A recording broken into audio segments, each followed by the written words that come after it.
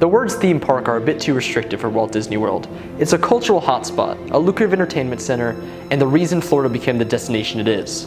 But among all these other titles, Walt Disney World can also be called a sort of museum. With 50 years of history in the Florida parks alone, some attractions have gained status as iconic, and this could not be more true for the three mountains of Magic Kingdom.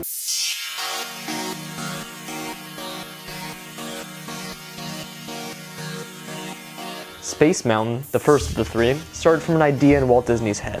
After the success for the Matterhorn bobsleds in Disneyland on the West Coast, Disney realized that a second thrill ride using similar technology would be extremely successful on his new park on the East Coast, Walt Disney World. But this time, his idea for the theme was much more ambitious. Space. Disney's original idea was unfortunately not realistic for the 60s level of technology. Luckily, the 70s were a different story. Construction for the ride began on December 15, 1972, and it finally opened on January 15, 1975. The ride includes a space-themed lift hill that drops you into a spaghetti bowl of ride track, taking you through twists and turns through the dark. Despite the ride nearing its 50th anniversary, it persists as a classic ride that still thrills and amazes guests.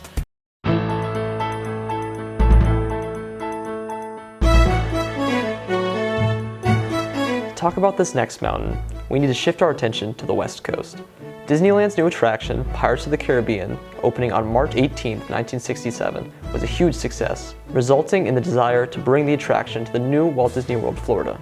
The only issue is that pirates were already an integral part of the Floridian culture, and Imagineers thought that they would be less interested in an attraction about pirates in the Caribbean since they were already familiar with the topic. Instead, they planned to make a Wild West-themed boat ride utilizing a similar ride system as pirates in the theme park's Frontierland.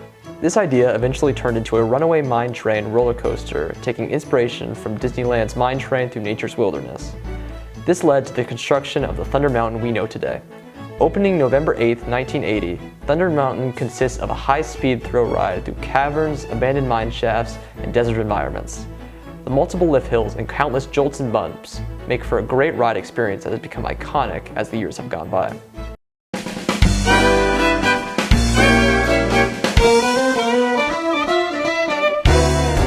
Now for the third mountain, my favorite and objectively the best of the three, Splash Mountain. This attraction stemmed from two problems with the Disney parks of the 80s. First, despite being immensely popular with kids and families, Disney lacked an appeal for the teenagers.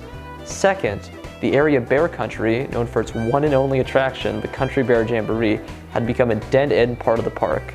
The then CEO Michael Eisner was so determined to fix this problem that he brought his teenage son to a meeting that would approve or reject a new proposal for an ambitious log flume attraction for Bear Country. As you would expect, this meeting would lead to the construction of Splash Mountain, a log flume ride based on the movie Song of the South, featuring countless animatronics, amazing music, and a big splash at the end. Despite this attraction's place as an integral part of the parks, Disney has announced its permanent closure.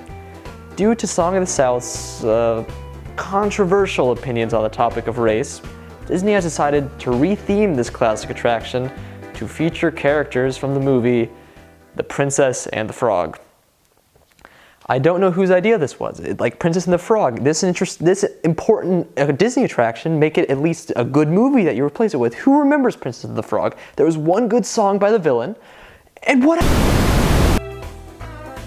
Though the future of this attraction may seem dismal to some, it is important to appreciate and remember its legacy as its long life comes to a close. All three of these mountains are classic parts of Magic Kingdom, and although the sets may get rougher, although the track may deteriorate over time, and although Space Mountain feels like it's slightly more likely to kill you each time you ride it, these rides stand immortal in the memories of all those who have had the pleasure to ride them.